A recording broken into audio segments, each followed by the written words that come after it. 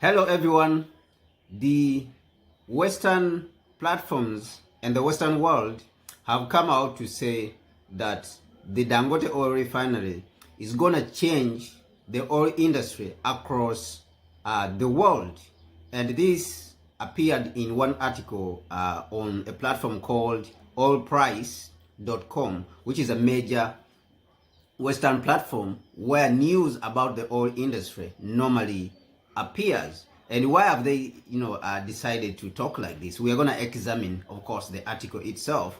We know, of course, very well that they have been fighting against Dangote, the Dangote oil refinery, from different angles, with their media platforms, with their international oil companies. Of course, even up to now, they are still fighting Dangote because they don't want to supply crude oil. We know that they control the crude oil industry on the African continent, not only in Nigeria, but also on the African continent. And they have wanted to do this, for a long time, ever since they entered into the control of the African continent. And of course, we remember also George Bush, that one of the strategies that George Bush was employing is to come to the African continent because the Middle East had become very hostile to the Western world. So the strategy was to shift their guns towards Africa and control Africa's energy resources. And we have seen this. So they control the energy resources through their multinational companies, which, of course, President Dangote has been talking about, the president, of course, of Dangote Industries.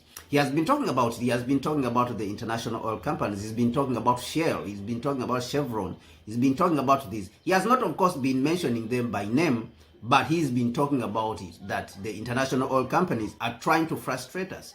And of course, we have covered this story extensively across. Now, let us look at what they are saying. And of course, they have been working with their media platforms, including Bloomberg, Reuters, BBC, and all these to attack this particular infrastructure. Now, this infrastructure is very important to the African continent. Why? Because it sends a clear message. It sends a clearness, a clear message, let me say, that what Africans are lacking is determination or determined leaders, right? It sends a clear message of what can be achieved by Africans ourselves. Because if you look at the Nigerian National Petroleum Corporation or company, it has been having turnovers or revenues of around $36 billion every year. 36 every single year.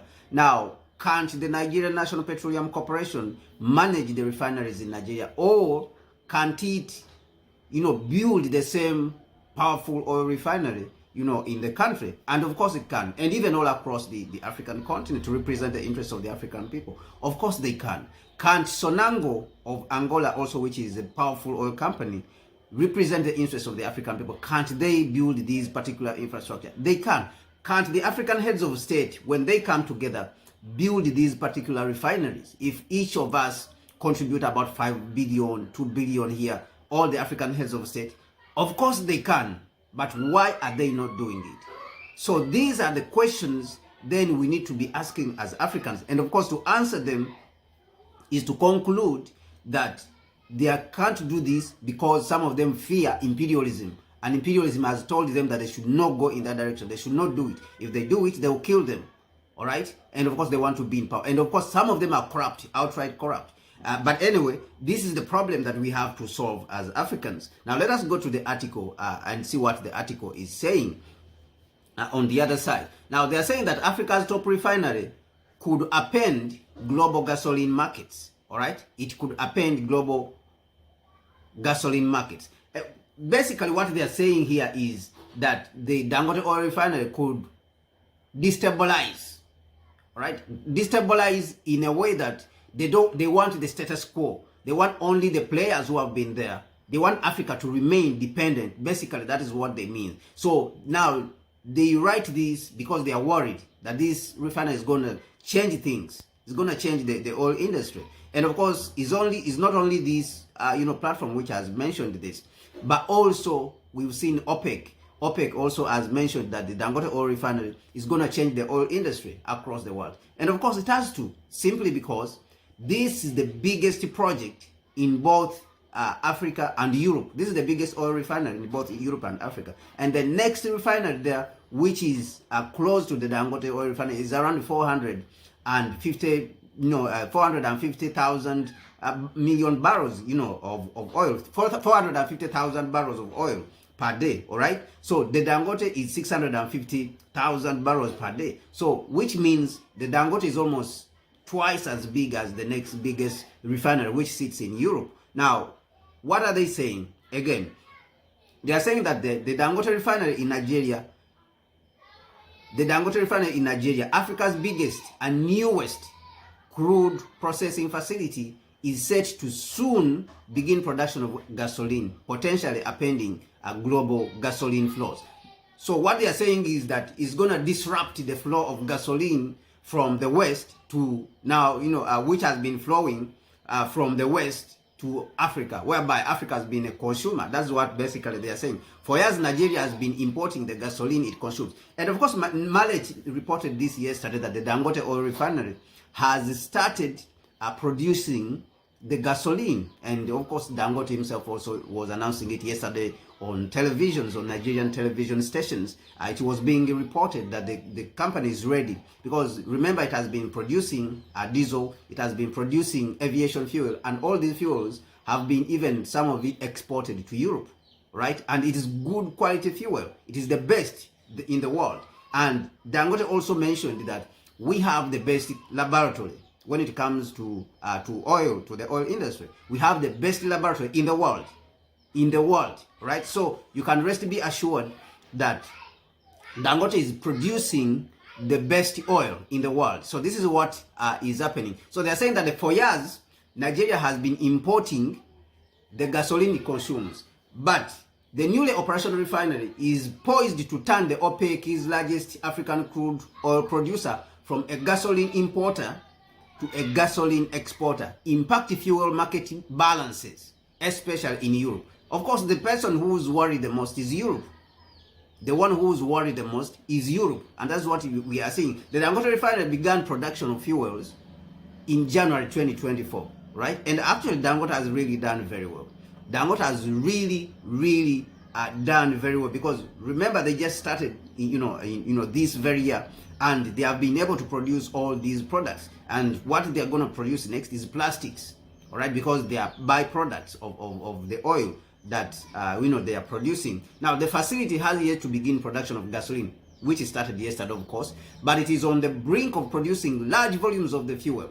Sources similar and familiar with the operations told Bloomberg on Monday. Now, of course, this article looks like they picked it from Bloomberg. We know Bloomberg, what they have been doing. They have been writing stuff which sabotages, Dangote, even to the extent they claimed that Dangote was reselling crude which he was buying from the United States. And they claimed that the Dangote oil refinery was damaged. It was faulty. And Dangote had to come out and refute this. It was Bloomberg who was, spreading all these false news. The refinery is primarily using Nigerian crude, but he is also buying crude oil from the United States and Brazil as feedstock. The facility, which has a processing capacity of 650,000 barrels per day, will meet 100% of Nigeria's demand for all refined petroleum products, and we also have a surplus of each of the products for export, right? This is what they are saying. And of course, we know that the mafias within the Nigerian state who are sabotaging the Nigerian people and government to the point that they have not only brought dirty fuel in Nigeria, and of course, including the rest of the African countries. That is what they are doing, the cabals which we have internally, the saboteurs. They don't only bring dirty fuel within the continent and in Nigeria, but they also even are sabotaging to the point that they don't provide enough of those fuels. We have seen the fuel queues in Nigeria. They don't even have the capacity to supply their dirty product to the point that people will not queue up. And this is the problem which, of course, Dangote has come to solve. And they are sweating right now. They are sweating because of Dangote. And they are fighting against the refinery. All right? Yet Dangote has said that this refinery is going to remove all the queues. There's not going to be any queues. So they are fighting against the refinery that the Dangote fuel should not be able to come to the market, of course, which is very ridiculous. So they're saying that the refinery is primarily using Nigerian crude oil, but is also buying, U.S. and Brazilian crude oil as feedstock. The facility, which has a processing capacity of 650,000 barrels per day, will meet 100% of Nigerians' demand, all right, and it will export some of the oil. It is expected that once the refinery is fully operational, at some point in 2025, more than half of its processing capacity will be earmarked for gasoline. All right, earmarked for gasoline production. So it will produce almost 300,000 of gasoline. That's what they're saying. Once it starts producing at full capacity, because gasoline is what is consumed the most, right? And of course they're saying that once it enters full capacity, it will mostly produce gasoline, right? This is what they're saying. Gasoline just means petrol. So the Dangote refinery expects to export diesel to customers in Europe, and of course this has already started, as well as gasoline, which is petroleum, to Latin America and African markets. However, production of Euro V gasoline, the gasoline complying with European emission standards, is not expected to be produced until 2024, until late 2024. And this fuel, of course, has started being produced. Dangote was showing it yesterday on screen. So this is outdated even to some extent. They are writing things which are not very informed. Looking at the fact that they have been even writing from rumors, they don't have people internally within the refinery, even though they have the capacity. They don't have the ability to go inside. Sometimes they just write rumors to try to look at the refinery as if it is a bad thing, which has been planted. So now they are saying that the refinery doesn't have the capacity of producing European standards of petroleum, right, which is Euro V, which is ridiculous. Now they are saying that it's not expected to produce this until the late 2024, but we saw that Dangote was already showing that they are already producing this, according to analysts and facts of global energy. In the middle of June, the Dangote Group's president, Aliko Dangote, told the Nigerian media that the refinery was delaying the start of gasoline deliveries after the middle of July. Back then, despite Dangote, Africa's richest man, said that the refinery would be able to take gasoline to the market by the third week of July. And of course, what we are seeing is that they have already started producing that. Now, what we are seeing here is, of course, fear within the West. We are seeing fear in the West. But there's another important aspect that we have to look at here. The capacity for Africa to finance its own projects. Now, what we are seeing is that what the continent is missing is not money. The continent is not missing money, because remember, Dangote used African money. So when we are looking at an economy, we are supposed to look at the economy, the entire economy, all of it. All right.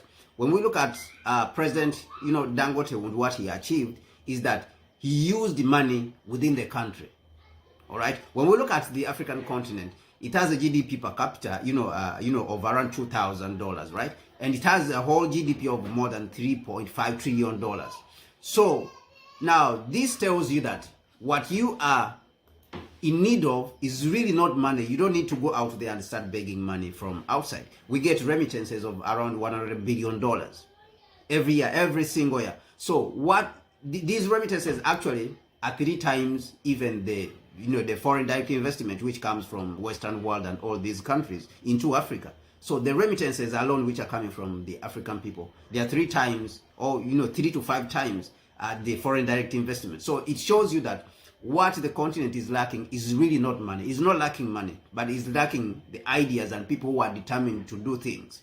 All right, people who are determined to face the challenges and do the things that are supposed to be done. And we saw that Dangote is, regardless of the challenges he's facing internally by the Africans themselves, against the Africans themselves who are sabotaging the infrastructure that is going to benefit the African continent, and also the external parasites who are the imperialists. All right, so he's facing all these challenges. Now, on the African continent, you ask yourself, why are we not building like the gold refineries? Why are we not building the lithium refineries for ourselves so that we can build the batteries here? Why are we not building all the processing facilities for all the other resources so that we can retain all this wealth on the African continent? And of course, all that has to do with bad leadership that is plaguing the African continent. And therefore, we need to correct the problem of leadership. The neo-colonial system and the neo-colonial heads of state on the African continent have to be removed, have to be overthrown. And whichever way we use to remove these people, we have to find a way. We have to declare this as a problem to the African continent and therefore start acting in that direction. That these are our declared enemies of the African people, and we have to work studiously and relentlessly towards removing these people who are sabotaging the African continent. And of course, they look like us, but they don't represent us. They represent the foreigners. They represent the imperialists. They represent the white people who are always giving them orders from the World Bank and International Monetary Fund. So that is the challenge. But it all starts by us understanding who the enemy is really. And it is those who are in power currently who do not represent the interests of the African people. Thank you so much. My name is Kwame Gonza. Please support the channel and also share it with others. Like the video, support the channel in either way, PayPal, either way, you can support through Super Chat. We would appreciate it. Thank you so much. My name is Kwame Gonza, and this is Connect Africa and Africa Reimagined. See you. Peace.